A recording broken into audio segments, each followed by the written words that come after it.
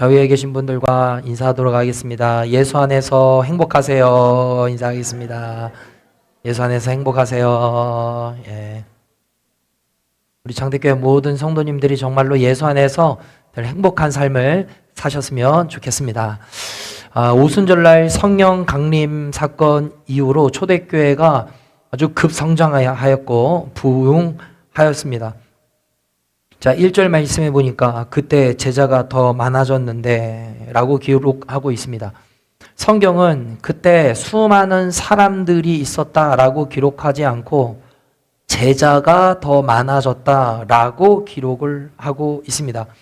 여러분, 제자는 누구를 말하는 거죠? 예수님의 말씀을 따라서 살아가는 사람이 제자입니다. 주님은, 성경은, 하나님은 누구에게 관심이 있냐? 제자의 삶을 살아가는 사람에게 관심이 있다라는 거예요.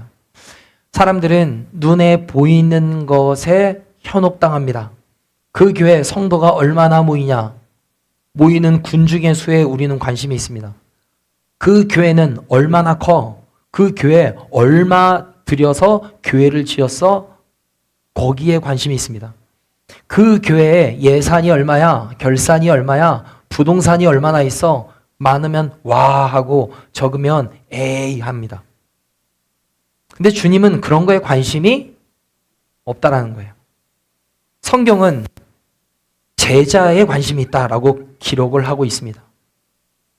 주님은 우리에게 질문합니다. 너 제자냐? 라고 물으시는 거예요. 너는 예수님의 말씀을 지키고 따라 사는 제자인가? 라고 질문하고 있습니다. 예수 믿고 변한 사람들, 진짜 제자가 얼마나 교회에 있는가? 주님은 여기에 관심이 있습니다. 우리 창대교회 안에 여러분, 주님께서 보시는 참된 제자가 몇 명일까요? 우리는 몰라요. 우리는 판단할 수 없습니다. 그러나 주님께서 저와 여러분들을 보실 때 너는 참 내 제자지 라고 인정을 받으면 얼마나 좋을까요? 여러분, 그런 주님의 칭찬과 인정함을 받을 수 있는 저와 여러분들 되기를 예수님의 이름으로 축복합니다. 자, 이렇게 초대교회에 사람들이 많이 모이고 부흥하고 성장할 수 있었던 이유가 무엇이었을까요? 첫 번째는 하나님의 은혜요 성령의 역사였습니다. 그리고 두 번째로는 말씀이 풍성했기 때문이다 라고 성경에 기록이 되어 있어요. 7절에 보니까 하나님의 말씀이 점점 왕성하여 예루살렘에 있는 제자의 수가 더 심히 많아졌다 그래요. 하나님의 말씀이 왕성해지고 충만해질 때 교회는 부흥한다라는 거예요. 여러분, 저와 여러분들의 삶에 또 우리 교회 안에 하나님의 말씀이 왕성해지기를 축복합니다. 가득 채우시리라 그랬어요. 여러분, 우리 안에 무엇이 채워지기를 원합니까? 통장에 0000이 많이 채워지면 좋겠지요? 안 좋으세요? 좋잖아요. 그런데 우리가 그 무엇보다 하나님 앞에 원해야 되는 거는 뭐냐?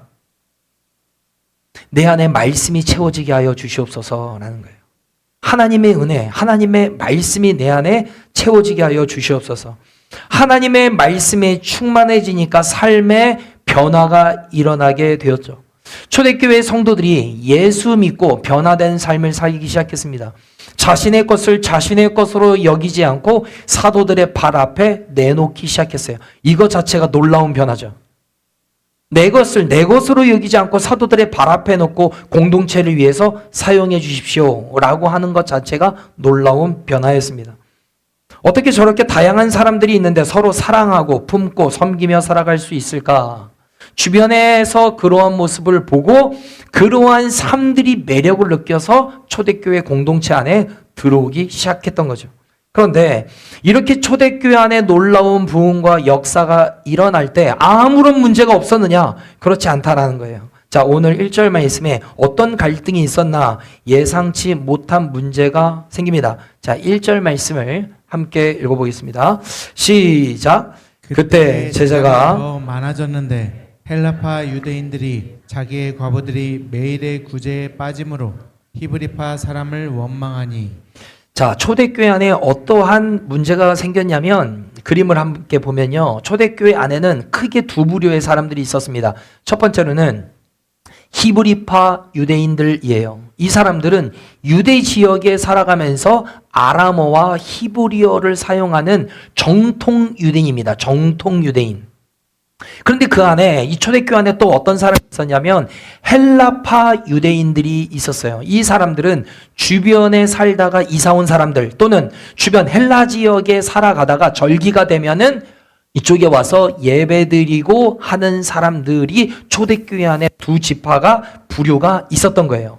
그런데 매일 그 초대교회에 어떤 일이 있었냐면 과부, 고아, 헐벗고 어려운 사람들을 구제하는 구제의 사역을 하는데 히브리파 유대인들이 대부분 맞고 헬라파 유대인들, 특히 헬라파 유대인 중에 과부들이 배제가 됐던 겁니다.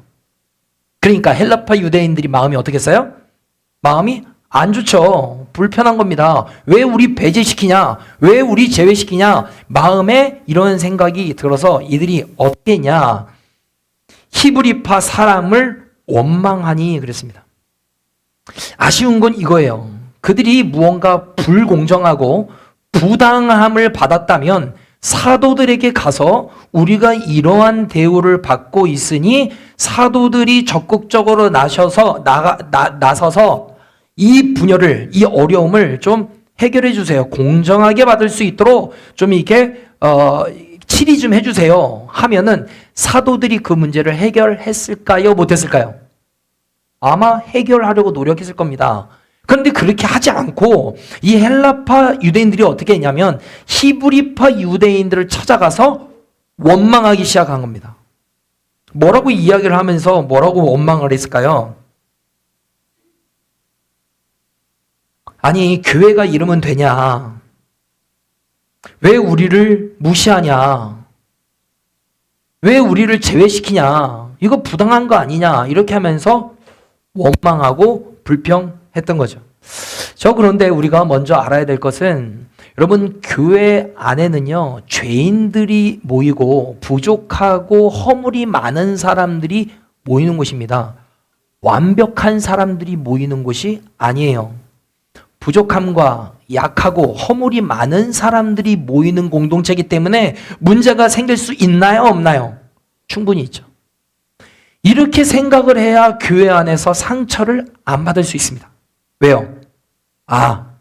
교회도 문제가 있는 사람들이니까, 부족한 사람들이니까, 나도 부족하고 저 사람도 부족하니 그럴 수 있지 라고 생각하면 상처 당할 일이 없습니다. 그런데 그렇게 생각하지 않으면 교회 안에서 어떻게 말을 하냐? 교회가 왜 그러냐 그럽니다. 아니, 성도가 왜 그래? 아니, 집사가 왜 그래? 권사가 왜 그래? 이렇게 얘기를 합니다.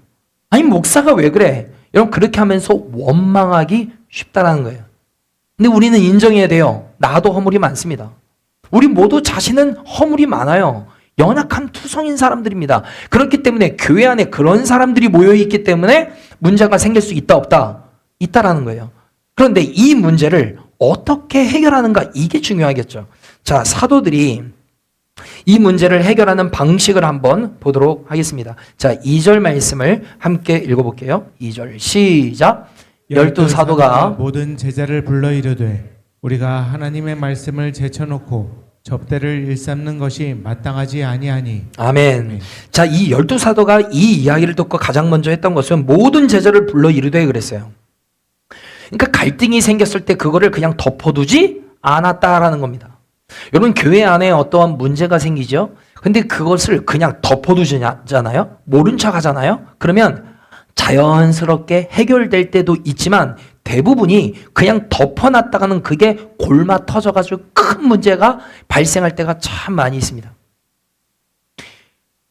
어떤 문제가 있을 때 빨리 조치하지 않으면 큰 문제가 될 때가 참 많아요. 그래서 신방은 타이밍이다, 이런 말이 있어요.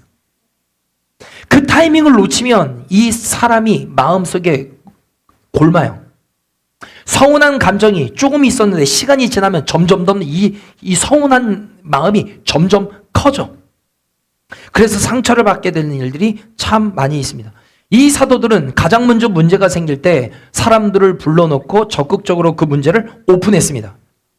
그리고 어떻게 했냐? 두 번째, 우리가 하나님의 말씀을 제쳐놓고 접대를 일삼는 것이 마땅하지 아니하니 이렇게 말해요. 자, 이 말은 뭐냐?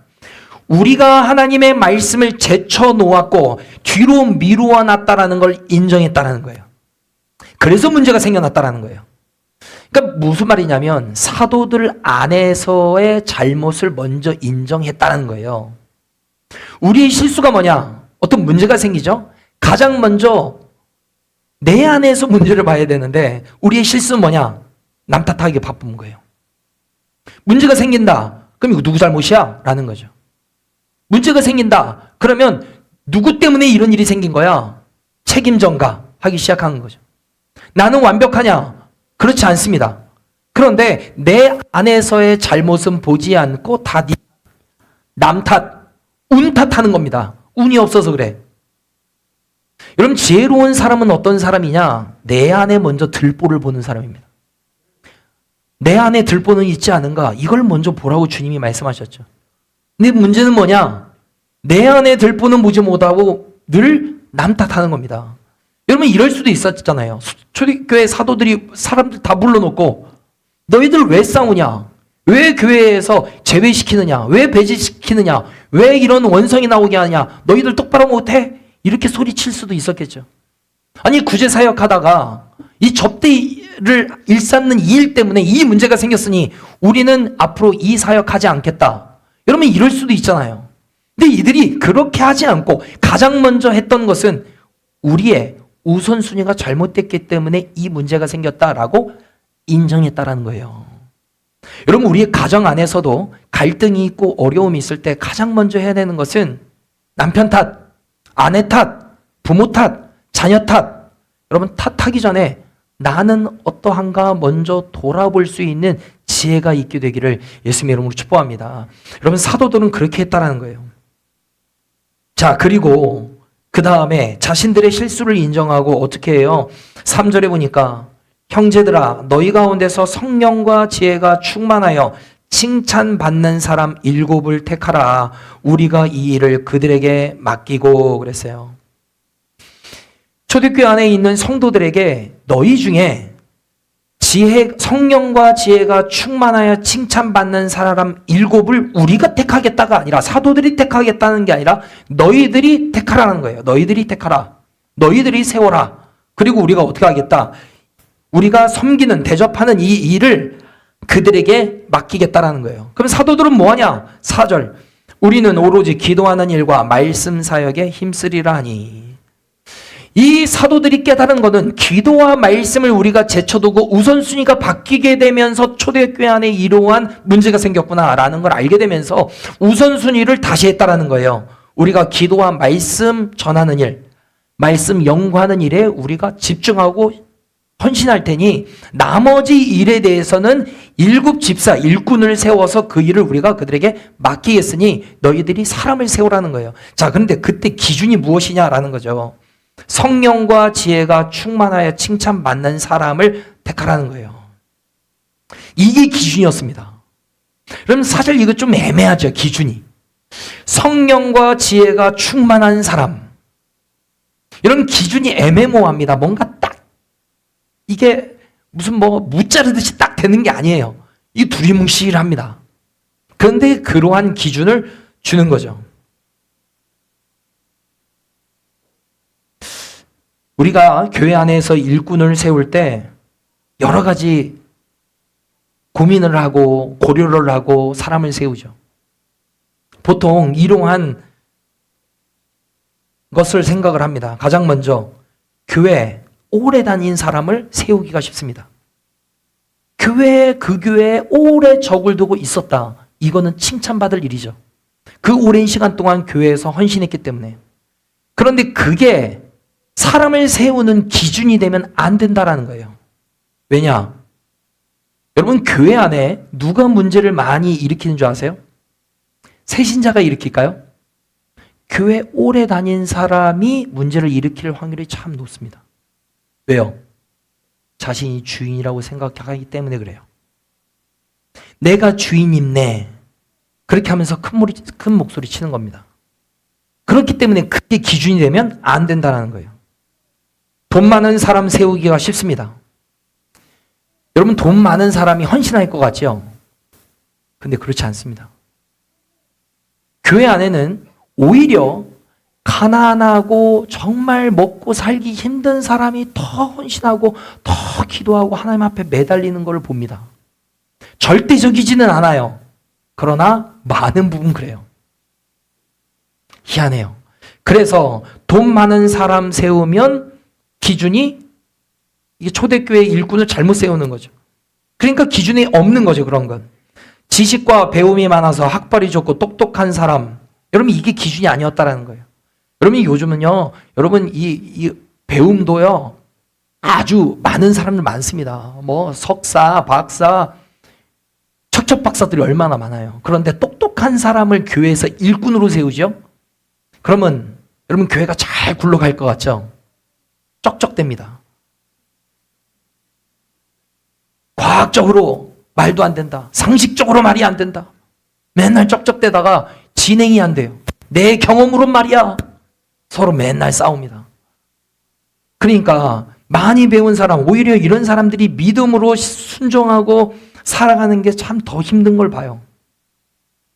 경험이 많은 사람, 여러분 경험 많은 거 참 좋습니다. 경험 많은 거 좋아요.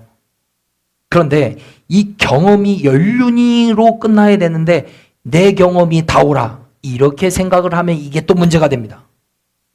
그러니까 하나님의 역사가 일을 못해요. 왜? 내 경험에는 내 이상으로는 그게 말이 안 돼. 그러니까 거부하니까 일이 진전이 안 됩니다. 말 잘하는 사람 뽑자. 여러분 말 잘하는 사람 뽑잖아요. 그럼 어떻게 될까요? 그 말로 상처 줍니다. 사람들. 그러니 여러분 이 사도들이 모여가지고 교회 안에 7명의 일꾼을 뽑아라 라고 했을 때 애매모호할 수는 있지만 믿음과 성령이 충만한 사람을 뽑으라고 얘기를 한 거예요. 왜요? 그게 가장 중요한 일꾼의 덕목이 되니까 그런 거죠. 지혜와 성령이 충만하고 성도들에게 칭찬받는 사람을 택해라. 그래야 문제가 없다라는 거예요. 그리고 중요한 건 뭐냐? 여러분 이렇게 뽑힌 사람들은 왜 뽑았을까요? 일꾼으로 뽑는 겁니다. 교회의 대표가 아닙니다. 이 7 사람들은 일꾼으로 뽑는 거예요. 사도들 우리가 다 못하니 너희들이 이 복잡한 일들을 너희가 좀 잘 좀 감당을 해줬으면 좋겠다 해서 일꾼으로 뽑는 거예요. 근데 이거를 자칫 알만하면 교회의 대표를 뽑는 거네 이렇게 생각을 합니다. 여러분 교회 안에서 직분이 있습니다. 성도가 있고 우리가 다 성도지만 여러분 집사가 있고 권사가 있고 장로가 있습니다. 여러분 이거를 계급으로 아는 순간 교회는 위기입니다. 여러분 집사는 여러분 집사라고 집사가 아닙니다. 집사는 일꾼이라는 뜻이에요. 교회 안에서 일하라고 교회에서 드린 직분입니다. 집사님들 마음속으로 손을 한번 이렇게 들어보세요. 나는 집사다. 교회에서 일하라고 드린 직분이에요. 일하고 계십니까? 권사님은 여러분 권사의 한자가 뜻이 어떻게 되는 줄 아세요? 권할권입니다. 스승사예요. 권면하라는 거예요. 그리고 가르치라는 거예요. 그게 권사입니다. 여러분 내가 제대로 하고 있어야 가르칠 수 있죠. 내가 제대로 해야 얘기할 수 있습니다. 내가 제대로 못하는데 얘기할 수 있을까요? 내가 새벽기도 안 하는데 새벽기도 해야 돼. 할 수 있을까요? 내가 헌신 안 하는데 헌신해 라고 할 수 있을까요? 내가 11조 예물 드리지 못하는데 11조 해야 돼. 할 수 있을까요? 권사님들은 본인이 되어야 권사의 역할을 감당할 수 있는 거죠. 우리에게는 장로님이 안 계시고 원로 장로님이 계시기 때문에 장로에 대해서는 제가 언급을 하지 않겠습니다.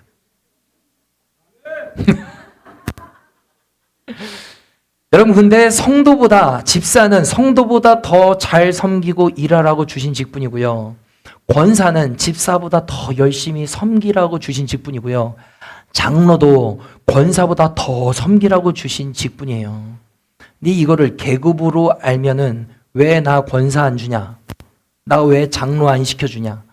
이것 때문에 혈기 부릅니다. 싸웁니다. 성도들에게 본이 되고 아름다운 모습을 보이면 때가 되면은 권사가 되고 집사가 되고 장로가 되겠죠. 근데 왜 안 시켜주냐? 이것 때문에 서운해하고 왜 다투고 분열이 생기냐? 계급으로 알기 때문에 그렇습니다. 여러분, 교인의 대표가 장로가 아닙니다. 열심히 교회 안에서 가장 잘 섬기는 사람이 장로가 되는 거예요. 그게 되지 않고 교회의 대표를 뽑아야 된다. 대표. 그러면 이제는 야당이 되는 거예요. 반대에 서는 거예요. 큰 목소리 내기 시작합니다. 그래서 갈등이 생기는 거예요. 여러분, 우리 교회 안에 믿음과 성령이 충만하여서 하나님 앞에 쓰임받는 모든 일꾼들 되셨으면 좋겠고, 저도 여러분 모두도 정말로 하나님 앞에 칭찬받는 일꾼이 되기를 예수님의 이름으로 축복합니다. 여러분, 저와 여러분들이 누군가에게 좋은 본이 되었으면 좋겠어요. 예배 드리는 것도 본이 되고, 기도하는 일에도 본이 되고, 전도하는 일에도 본이 되고, 교회 섬기는 일에도 본이 되고, 모든 일에 본이 되는 거 사실 부담스럽죠. 오 목사님, 당신은 떳떳합니까? 저도 부족하죠. 그러나 부족한 거 어쩔 수 없지, 그건 아니죠. 하나님이 원하시는 것이 믿음과 성령이 충만한 사람, 칭찬받는 사람이라면 나는 부족하지만 계속 변하고 업그레이드 되어야 되겠다라고 생각을 해야 되겠죠. 여러분, 저와 여러분들이 이렇게 날마다 성숙해질 수 있는 저와 여러분 되기를 예수님 이름으로 축복합니다. 자, 좌우에 계신 분들과 이렇게 인사하도록 하겠습니다. 직분에 맞게 충성합시다.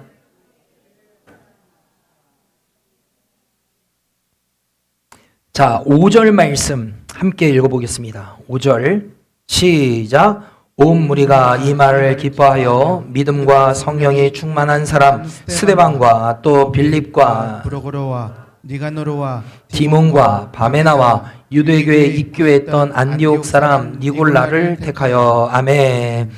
자, 믿음과 성령이 충만한 사람. 그래서 이 성도들이 7명을 뽑았는데 그 이름이 쭉 나오죠. 근데 그 앞에 가장 먼저 누가 등장을 하죠? 스데반이에요. 믿음과 성령이 충만한 사람 스데반. 이게 스데반과 7 집사를 수식해주는 용어였습니다. 형용사였어요. 누군가 여러분들을 다른 사람에게 설명을 할 때, 소개를 할 때 여러분 어떻게 소개를 하면 좋을까요? 여러분, 이런 말 교회 안에서 들으면 얼마나 좋겠어요. 아, 이 집사님은, 이 권사님은 아주 믿음이 좋아. 아, 성령이 충만해. 정말 하나님 앞에 충성되어 있게 쓰임받는 아주 멋진 일꾼이야. 내가 정말로 본받고 싶은 사람이야. 정말 본이 돼. 아멘이 하나도 없네요.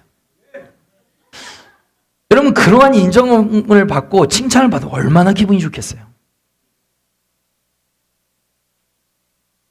스데반은 바로 그랬다고요. 믿음과 성령이 충만한 사람 스데반. 자, 그런데 오늘 여기에 지금 등장하는 이 7명의 집사들이 누구냐? 그러면 유대교 히브리파 유대인과 헬라파 유대인 7명은 누군가 4대3 아니면 4대3 뭐 이렇게 했을 것 같잖아요. 여러분, 이 사람들이 누구냐? 헬라파 유대인들이에요. 이름이. 어떻게 하냐? 이름을 보면 그런 거예요.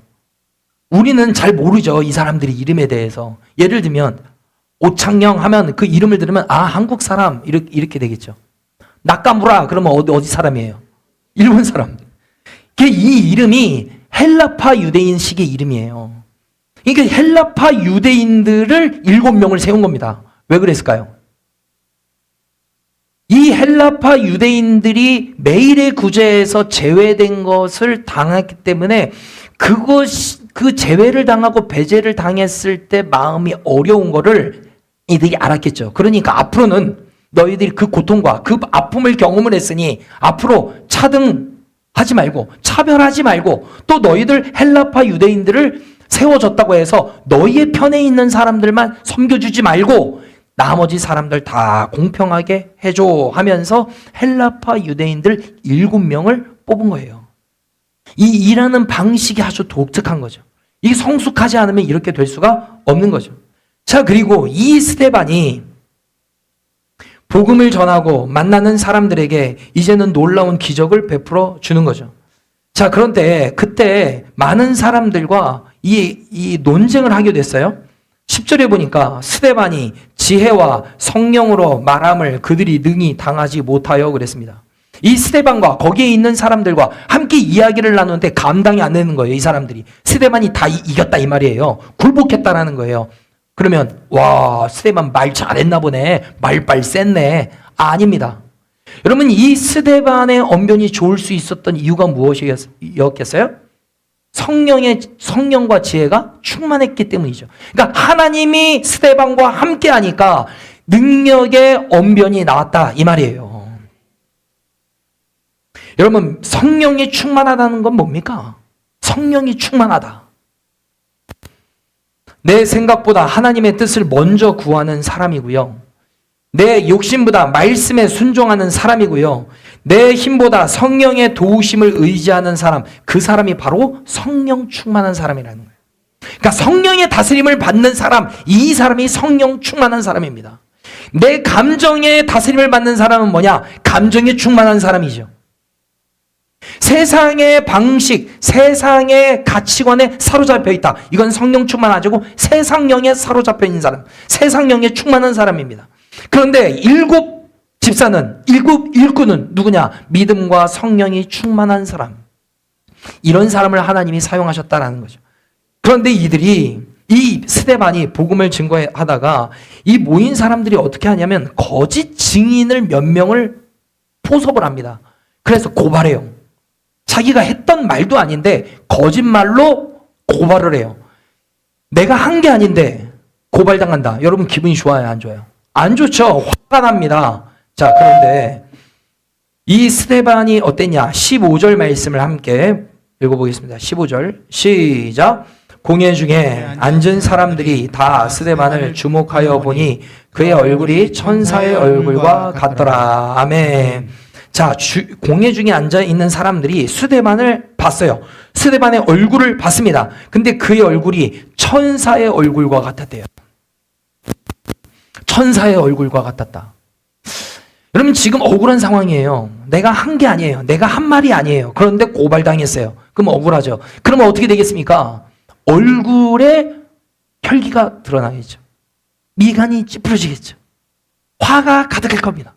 누가 보더라도 저 사람은 화났네. 이렇게 봐야 되는데 지금 스데반의 얼굴은 어떻게 됐다고요? 천사와 같이 되었대요. 여러분, 천사의 얼굴을, 천사 보셨습니까? 느낌은 알겠죠? 여러분, 용기가 담대하고 아주 환하고 밝았다, 그런 이야기겠죠. 여러분, 어떻게 그럴 수 있었을까요? 성령이 충만하니까 그러죠. 하나님의 영에 압도되어 살아가니까 지금은 내가 억울하게 고발당했어요. 거짓 증언으로 내가 지금 억울한 상황이에요. 그런데 하나님의 영에 충만하고 압도되니까 여러분 얼굴이 밝았다라는 거죠. 그러니까 주님이 주신 평강의 은혜가 스데반에게 있었다라는 겁니다. 여러분, 저와 여러분들에게 이 은혜가 있게 되기를 예수님의 이름으로 축복합니다. 하나님이 주시는 평강, 성령님이 주시는 평강, 그 은혜를 맛보아 알게 되면은 하나님이 주시는 놀라운 은혜가 있다라는 그런 이야기예요. 우리의 삶에도 살다 보면 억울한 일을 당할 때가 있죠. 화날 때가 있죠. 분이 날 때가 있죠. 내가 한 게 아닌데 내가 했다고 얘기를 들을 때가 있죠. 내 뜻대로 되지 않을 때가 있습니다. 문제가 참 잘 안 돼. 자꾸 억울하죠. 힘들고 어렵습니다. 근데 성령이 충만하면 그 사람 마음에 평강이 임한다라는 거예요. 평강의 은혜를 하나님이 허락해 주신다라는 겁니다. 여러분, 이 은혜가 우리의 삶 가운데 있으면 얼마나 좋겠어요. 우리가 사모했으면 좋겠습니다. 하나님의 은혜와 평강이 나의 삶 가운데 넘쳐나게 하여 주시옵소서. 스데반이 경험한 이 놀라운 은혜와 평강이 나의 삶 가운데 있게 하여 주시옵소서. 오늘 선포되어진 말씀을 통하여서 여러분 기억하셨으면 좋겠어요. 첫 번째, 내가 어떤 문제가 생길 때 원망으로 해결하지 말자라는 거예요. 내 안의 모습을 먼저 보자. 내 안에 실수를 먼저 보자. 나의 연약함을 먼저 보자. 원망하지 말자. 그리고 믿음과 성령이 충만한 일꾼이 되자. 하나님 앞에 쓰임받는 일꾼이 되자. 사람들에게 칭찬받는 일꾼이 되자. 여러분 오늘 선포되어진 말씀을 기억하시면서 하나님 앞에 그렇게 인정을 받는 제자의 삶을 살게 되기를 예수님의 이름으로 축복합니다. 기도하겠습니다. 오늘 주신 말씀을 붙잡고 함께 기도하겠습니다. 내 마음에 들지 않는 일들이 있을 때 우리가 원망하지 않겠습니다. 내 안에서 먼저 잘못을 보게 하여 주옵소서. 믿음이 충만하고 성령이 충만한 사람이 되게 하여 주시옵소서. 제자의 삶을 살게 하시고 주님 앞에 쓰임받는 귀한 일꾼이 되게 하여 주시옵소서. 하나님이 주시는 평강을 맛보아 알게 하여 주시옵소서. 오늘 주신 말씀을 붙잡고 통성으로 기도합니다. 아버지 하나님 감사합니다. 하나님 우리가 내 마음에 들지 않는 일들이 있을 때 하나님 우리는 원망하기 쉽습니다. 남 탓하기가 쉽습니다. 그러나 주님께서는 먼저 네 안에 있는 허물을 보라고 말씀하십니다.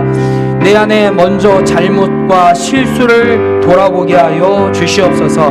하나님 우리가 믿음이 충만하고 성령이 충만하고 칭찬받는 일꾼이 되기를 간절히 소망합니다. 하나님 앞에 칭찬 들을 수 있는 일꾼들 되게 하여 주시옵소서. 성령으로 충만한 인생 되게 하시옵소서. 하나님 앞에 쓰임받는 인생 되게 하여 주시옵소서. 무엇을 하든지 믿음과 성령이 충만하여서 제자된 삶을 살아가게 하여 주시옵소서. 성령으로 충만케 하여 주시옵소서. 성령으로 하나님 앞에 인정받는 인생이 되게 하여 주시옵소서. 아버지 하나님 우리의 마음에 놀라운 은혜를 허락하여 주시옵소서. 하나님 모든 일들을 지혜롭게 해결할 수 있는 은혜가 있게 하여 주시옵소서. 원망으로 해결하지 않고 내 안에 있는 들보를 먼저 돌아볼 수 있는 지혜가 있게 하여 주시옵소서. 믿음이 충만하고 성령이 충만한 삶이 되게 하여 주시옵소서. 귀한 일꾼의 삶이 되게 하시고 하나님 앞에 쓰임받는 성령 충만한 일꾼, 믿음 충만한 일꾼, 성도들에게 칭찬받는 일꾼이 되게 하여 주시옵소서. 또 하나님이 부어주시는 성령의 평강의 은혜를 우리 모두에게 허락하여 주옵소서. 감사드리며 예수 그리스도의 이름으로 기도드립니다. 아멘.